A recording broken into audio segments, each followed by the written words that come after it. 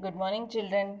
Welcome back to our online classes by Little Scholars Public School as we have started our fourth chapter of Geography, Weather and Climate. In that we have seen in the previous session weather and its weather conditions. Weather, we all always experience atmospheric condition prevailing at a place and at a given time. We often talk about it like the weather is hot, cool, dry and sultry, etc. Today we are going to see about the climate. Children, since childhood you have experienced summers, rainy seasons and winters.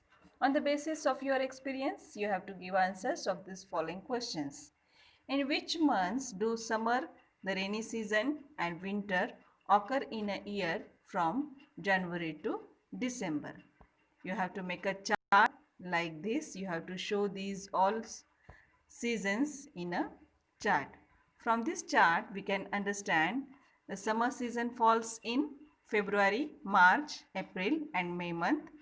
January rainy season June, July, August and September month. Winter season October, November, December and January month. This way we can understand in which months which season falls. You have to write in the notebook. The next question is, which special clothes do we use if it is raining? We wear plastic clothes like the raincoats and umbrellas also to protect ourselves from the rain in rainy season. When do we use woolen clothes? We use woolen clothes especially in winter season because they keeps us warm. What type of clothes do we wear in summer season? Mainly we use cool, thin, light colored cotton clothes in summer season. Now we are going to see about the climate of the explanation of the climate. You must have noticed that each season lasts for a particular period and each season occurs at a particular time of the year. Means there is a particular time of a particular season.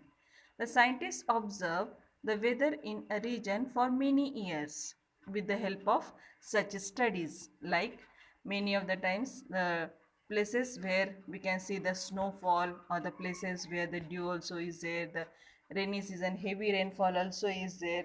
This way the scientists observe this weather in a region for many years. With the help of these kinds of studies, they define the mean weather condition. The average weather condition of a place observed for a long period of time is the climate of that region. The average weather condition means what kind of weather condition is there of a particular place that should be observed over a long period of time, means near about 5 years, 10 years, and then it declared as a climate of a particular region. Climate is generally expressed as cool and dry, or hot and humid, or hot and dry, etc. Climate is generally expressed,